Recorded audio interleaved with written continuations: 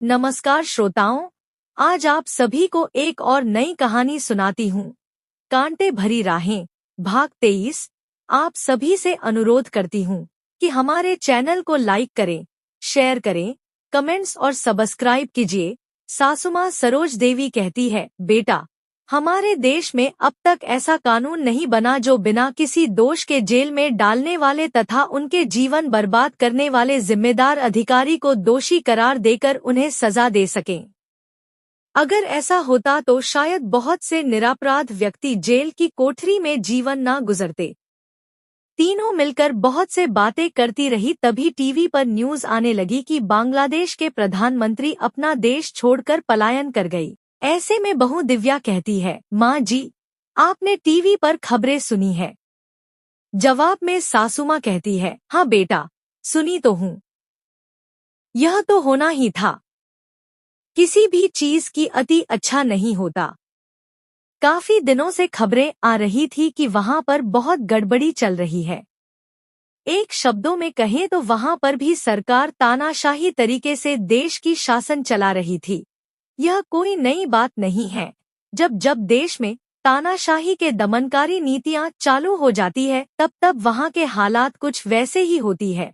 अगर इतिहास के पन्नों को खोलकर देखोगे तो ऐसे बहुत से देशों के तानाशाही सरकार के इस तरह के परिणति के बारे में जानकारी मिल जाएगी। हमें स्कूल में इतिहास इसलिए पढ़ाई जाती है ताकि हम लोग अतीत को जान सकें तथा अतीत में घटित बहुत से घटनाओं की जानकारी मिल सके, जिससे हमें ज्ञान हासिल हो और हम लोग अपने भविष्य की निर्माण हेतु उस ज्ञान की प्रयोग कर सकें।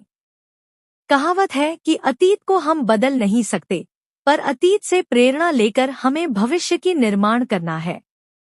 मगर हम चाहते तो अतीत से सीख लेकर वर्तमान परिस्थितियों को कुछ हद तक सुखद जरूर बना सकते थे, जो हम लोग चेष्टा नहीं करते। ऐसे में बहू मंजूषा कहती है, माँ जी, आजकल विज्ञान भित्तिक जमाने में हमारे जीवनचर्या में इतिहास की तो कोई भूमिका ही नहीं रह गई है। तभी तो स्कूलों में पाठ्यक्रमों में इतिहास के चैप्टर सीमित होती जा रही है। क्योंकि हिसाब से देखें तो हमारे दैनंदिन जीवनचर्या में इतिहास के ज्ञान कोई काम नहीं आता। वैसे भी विज्ञान भित्तिक पढ़ाई लिखाई में ज्यादा रुचि देखने को मिलता है, जो कि लोगों के कर्म संस्थान के लिए विशेष रूप से सहयोगी होती है।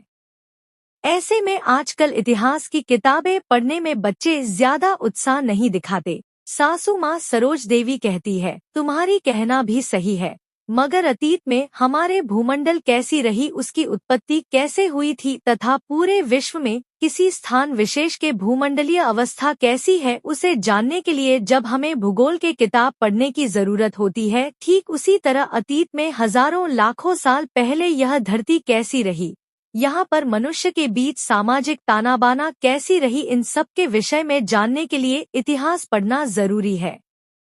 ऐसे में हमें न केवल उस समय के शासनाध्यक्ष के बारे में जानकारी मिलती है, उनके द्वारा किए गए शासन पद्धति के बारे में भी विस्तृत जानकारी मिलती है।